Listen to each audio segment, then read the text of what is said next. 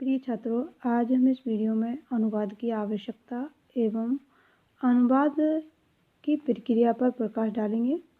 सर्वप्रथम हम अनुवाद की आवश्यकता पढ़ते हैं। देखिए, आज विश्व की परिस्थितियों में अनुवाद का महत्व दिन प्रतिदिन बढ़ता जा रहा है। वस्तुतः विश्व एक इकाई हो गया है। ऐसी स्थिति में प्रति क्षण यह आवश्यकता होती है किसने क्या कहा, किसने क्या लिखा, यह जाना जाए। अनुवाद के माध्यम से अन्य देशों के विचार, उनके अनुसंधान कार्य, विविध राजनीतिक हलचल, विविध समस्याएं, आर्थिक पक्ष, सामाजिक सांस्कृतिक विचारधाराएं प्राप्त होती है। विश्व के सभी देशों की भाषाएं नहीं सीखी जा सकती। यह आवश्यक है कि विश्व की सभी भाषाओं के जानकार हमारे देश में उपलब्ध हो, जिससे कि जब जिस भाषा के अनुवाद की आवश्यकता हो करवाया जा सके। दूर दूर भाषाओं में बटी मानव जाति अनुवाद के माध्यम से समीप आती जाती है। सामरिक दृष्टि से अनुवाद का महत्व अधिक बढ़ जाने के कारण कंप्यूटर अनुवाद के युग में प्रवेश अब हो गया है। तो किन किन क्षेत्रों में अनुवाद की आवश्यकता है, इस पर डॉक्टर कैलाश चंद्र भाटिया प्रकाश डालते हुए लिखते हैं। दूसरे देशों द्वारा किए गए शोध कार्य कि हम अनुवाद के माध्यम से दूसरे देशों ने क्या क्या शोध कार्य किया है इसको जान सकते हैं। भारतीय तथा प्रमुख विदेशी साहित्य की जानकारी, भारतीय और प्रमुख विदेशी साहित्य जो अन्य भाषाओं में लिखा जा रहा है उसकी जानकारी भी हम अनुवाद के माध्यम से ही प्राप्त कर सकते हैं। विधि और न्याय संबंधी निर्णयों की जानकारी, विधि और न्याय संबंधी जो निर्णय लिए गए हैं, यदि उनकी भाषा अंग्रेजी है और हमें हिंदी में जानना है तो हम यह अनुवाद के माध्यम से ही जान सकते हैं। व्यापारिक क्षेत्र में आदान प्रदान, विश्व की प्रमुख संस्कृतियों का परिचय, कार्यालयी दुभाषिकता, पर्यटन विश्व के संदर्भ में, श्रेष्ठ कृतियों की जानकारी जैसे Gita, Quran, Bible, Das Kapital आदि। इन कृतियों का यदि हमें परिचय प्राप्त करना है या विस्तृत जानकारी हमें लेनी है तो हमें अनुवाद का ही सहारा लेना होगा। अंतर्राष्ट्रीय सम्मेलन, विभिन्न अंतर्राष्ट्रीय संगोष्ठियाँ होती हैं, तो उन संगोष्ठियों में जो विद्वान अपने विचार अभिव्यक्त करते हैं उसे भी हम अनुवाद के माध्यम से ही पहचान सकते हैं। सामान्य जानकारी में ज्ञान वृद्धि, पत्रकारिता के क्षेत्र में विश्व के विविध देशों में परस्पर वैचारिक स्तर पर संपर्क। तो इन सभी का अध्ययन करने के लिए हमें अनुवाद को जानना अनिवार्य है। अब है अनुवाद प्रक्रिया। अनुवाद की क्या प्रक्रिया है, क्या प्रविधि है। अनुवाद के संदर्भ में अनुवाद प्रक्रिया सर्वाधिक महत्वपूर्ण विषय है। अनुवाद स्रोत भाषा के कथ्य और शिल्प को यथासंभव सुरक्षित रखते हुए लक्ष्य भाषा में अवतरित करना है, किंतु देखने सुनने में यह कार्य जितना आसान दिखाई पड़ता है उतना आसान है नहीं। हाँ, इतना अवश्य है कि इस प्रक्रिया का आसान या मुश्किल होना इस बात पर निर्भर करता है कि किस प्रकार की सामग्री का अनुवाद किया जा रहा है। यह इसी बात पर निर्भर करता है। और जो अनुवाद है साहित्यतर और साहित्य दोनों ही प्रकार का हो सकता है।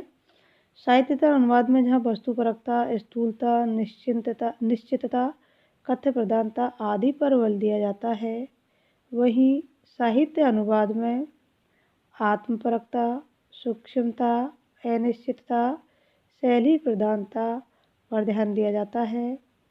साहित्यतर अनुवाद में जहाँ अभ्यास महत्वपूर्ण होता है, वहीं साहित्यिक अनुवाद में प्रतिभा अति आवश्यक होती है।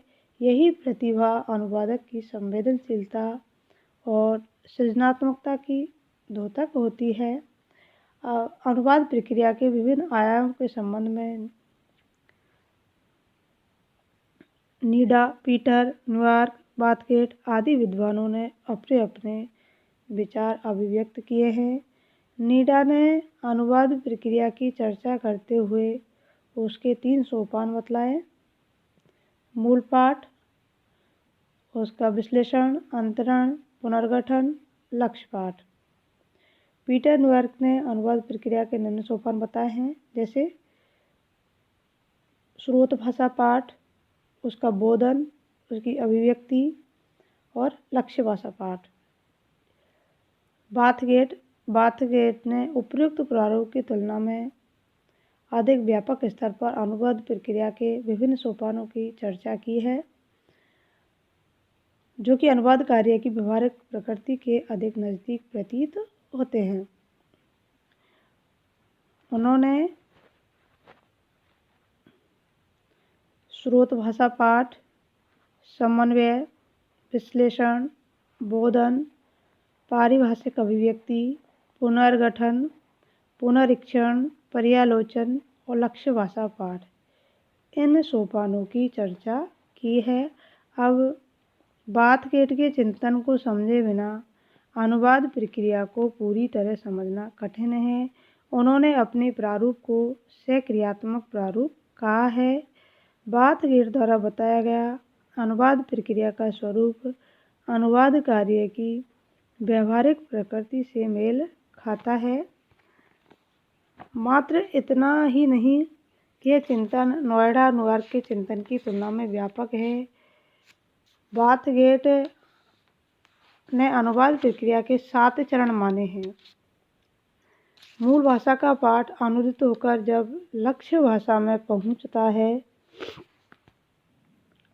अर्थात मूल भाषा का जो पाठ है अनुदित होकर जब लक्ष्य भाषा में पहुंचता है, तब एक अनुवादक 7 सोपानों को पार कर चुका होता है। और उपरोक्त मैंने 7 सोपान है उनका उल्लेख कर दिया है। अब हम एक एक पढ़ते हैं। मूल कृति का पाठ पठन। पहला उन्होंने बताया मूल कृति का पाठ पठन। अनुवाद की प्रक्रिया के प्रथम चरण में अनुवादक मूल कृति का पूर्ण रूपण पाठ पठन करता है। अनुवादक मूल लेखक से, उसके संपूर्ण परिवेश की प्रवृत्तियों से, उसकी मानसिकता से और उसकी युगीन परंपराओं से भली भांति एकाकार होता है।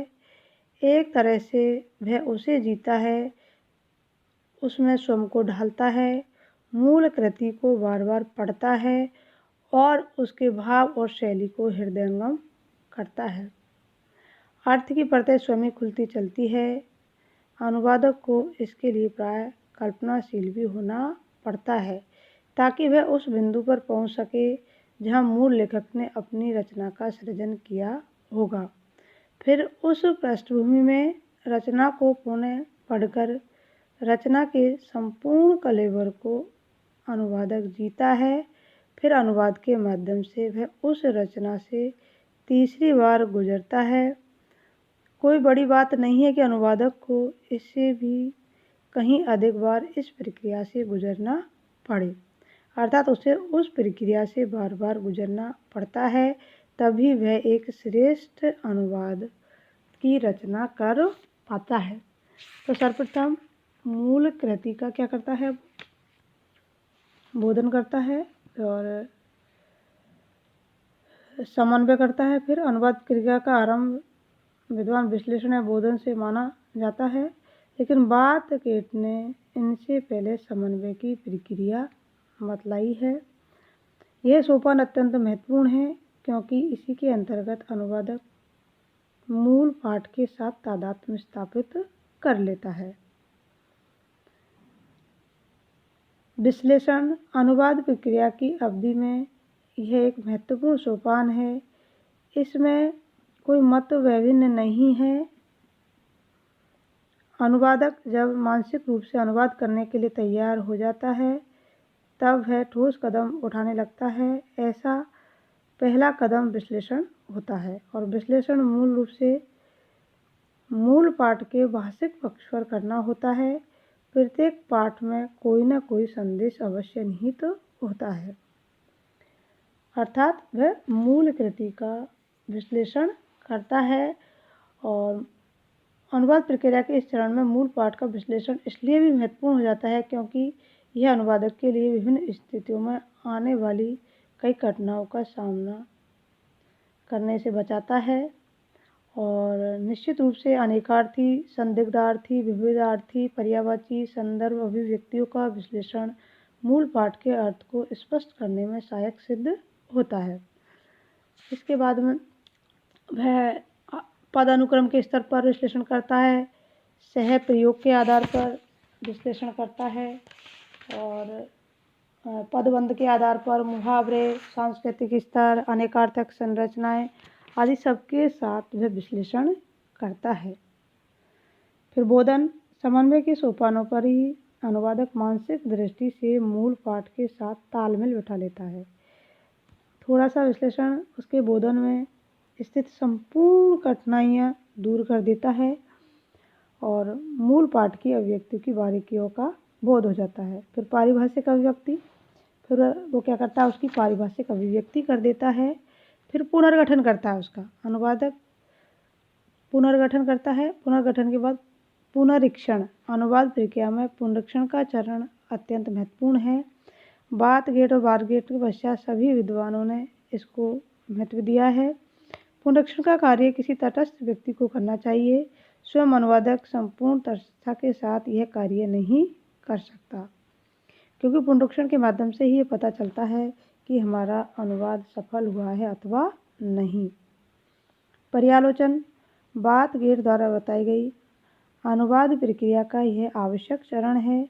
इस अंतिम चरण में अनुवाद कार्य की प्रामाणिकता देखी जाती है। पर्यालोचन के माध्यम से हम यह देखते हैं कि हमारा अनुवाद प्रामाणिक है अथवा नहीं। इसके लिए स्वयं अनुवादक और विषय विशेषज्ञ एक दूसरे से संपर्क स्थापित करते हैं। इन दोनों के बीच स्थापित संवाद द्वारा अनुवाद पाठ की प्रामाणिकता की पुष्टि होती है। यदि अनुवाद साहित्यिक सामग्री से संबंधित है तो उसमें पर्यालोचन का यह सोपान विशेष महत्व नहीं रखता है।